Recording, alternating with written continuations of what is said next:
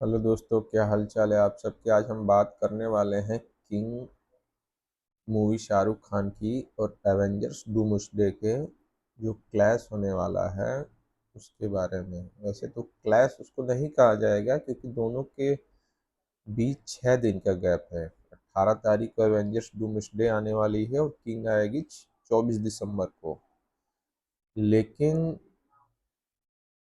6 दिन का गैप है और उस 6 दिन का गैप छोटी मोटी फिल्मों के लिए तो बहुत होता है, लेकिन एवेंजर्स डूम्सडे जो है, अभी उसकी स्पाइडरमैन जो आई थी, रिलीज हुई थी भारत में, उसने सिर्फ अकेले 525 करोड़ रुपए कमा लिए हैं। और 525 अकेले कमाना ही अपने आप में उसमें बहुत बड़ी बात हो गई है, क्योंकि कोई नॉन हिंदी मूवी जो इंग्लिश में शूट हुई है और उसको हिंदी में डब करके एवेंजर्स एंड गेम ने टोटल वर्ल्ड वाइड 27,000 करोड़ रुपए कमाए थे। 27,000 करोड़ रुपए बहुत बड़ी बात होती है। भारत की अभी तक केवल पुष्पा और आपका धुरंधर द रिवेंज जो है वो 1800 करोड़ रुपए पे हैं। मैक्सिमम आपकी दंगल है 2000 करोड़ रुपए। वो 27,000 करोड़ रुपए कमा के बैठने वाली फिल्में हैं सब। और उसका सीरीज है मार्वल की, वो रिलीज होने वाली है। तो ये आप में बहुत बड़ी चैलेंज होने वाली है। लेकिन आते हैं हम पहले अपने इंडिया में, क्योंकि इंडिया में नो डाउट शाहरुख खान की बहुत बड़ी फैन है। इंडिया है, आपका यूएस भी है। तो अब ये देखना है कि क्या हो सकता है।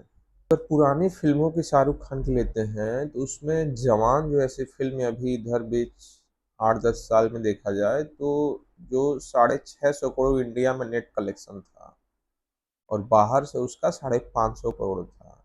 टोटली ये क्रॉस मिला के 1150 1200 करोड़ के नियर अबाउट था ये। और उनकी पठान भी सेम 1050 करोड़ के आसपास, जिसमें भारत से 600 करोड़ 550 करोड़ था। तो मतलब भारत से अभी तक इनका जो मैक्सिमम निकल के आया है वो 650 करोड़ के आसपास। लेकिन पहले ये सोचा जाता था कि भारत में कोई इतनी बड़ी फिल्में क्या कमा सकती हैं, तो वो शाहरुख खान थे जो फर्स्ट टाइम वो भारत में 500 करोड़ का रिकॉर्ड बना के दिए थे। इससे पहले कोई भारतीय फिल्म नहीं थी। अब उसके बाद आते हैं हम लोग, बाहुबली थी लेकिन वो तेलुगु फिल्म थी, हिंदी डब थी, वो हिंदी मूवी की मैं बात कर रहा हूँ। उसके बाद धुरंधर फिल्म आती है, धुरंधर फर्स्ट और धुरंधर टू। धुरंधर फर्स्ट 800 करोड़ रुपए भारत में कमाती है और धुरंधर रिवेंज जो है वो 1150 करोड़ रुपए सिर्फ भारत में कमाती है। तो इससे अंदाजा लगाया जा सकता है कि भारतीय फिल्म, वो भी हिंदी मूवी, का बहुत बड़ा बाजार है जो 1200-1500 करोड़ तक भी जा सकती है। आपके फिल्म के कंटेंट में दम होना चाहिए।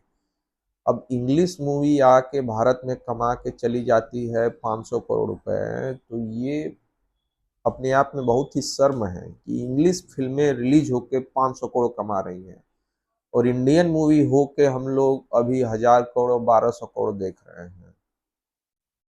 ये तो दिसंबर का जो महीना है अपने आप में बहुत बड़ी बात है। वो फिल्मों का सबसे कमाऊ महीना माना जाता है, क्योंकि उसमें लगातार छुट्टियां होती हैं और फॉरेन में भी लोग उस समय पूरी छुट्टियां मनाते हैं। और इसी समय हॉलीवुड की और भी कई सारी फिल्में आ रही हैं। लेकिन शाहरुख खान के फिल्म का डायरेक्टली टकराव जो है वो सिर्फ एवेंजर्स डूम्सडे से ही है।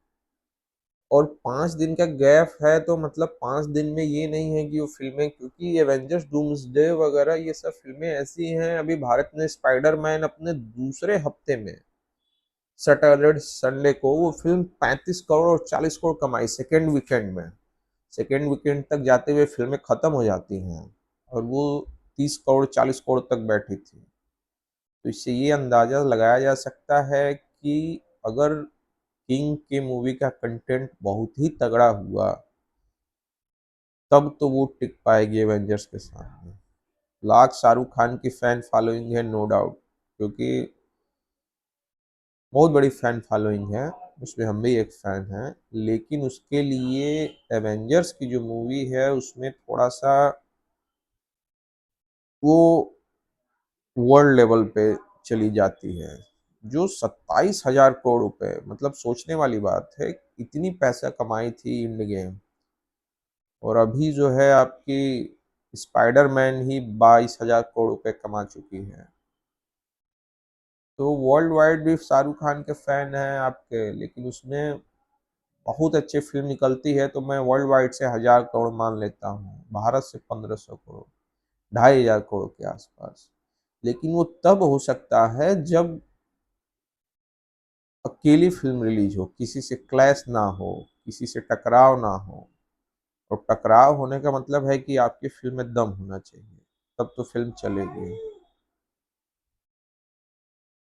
लेकिन इंडियन मूवी जो है वो बेंचमार्क तो कोविड के बाद से तय कर दिए हैं कि यहाँ की भी फिल्में कमा सकती हैं। फिल्म में दम होना चाहिए, डायरेक्टर में दम होना चाहिए। मैं पहले भी बताया हूँ कि आजकल की फिल्मों का मतलब ही है डायरेक्टर, क्योंकि एक्टर तो सभी के साथ वो फिल्म कर रहा है, और उसका नेचुरल निकल के एक्टिंग तभी आती है जब किसी अच्छे डायरेक्टर के साथ काम करता है। और यही हाल होने वाला है आपका शाहरुख खान के साथ भी, क्योंकि जो सिद्धार्थ आनंद है, इससे पहले भी वो अपनी फिल्मों को लेके कॉन्फिडेंस रहते हैं। वार आई थी उनकी, पठान आई थी, बैंग बैंग आई थी, तीनों फिल्में उनकी काबिले तारीफ थी। और नो डाउट ये भी फिल्म उनकी बहुत बड़ी हिट होगी।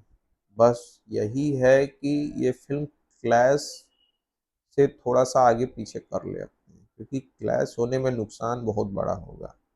और ये फिल्म की स्टेबिलिटी बता रही है कि ये फिल्म उस लेवल की है कि 2,000 करोड़ तक पहुंच सकता है।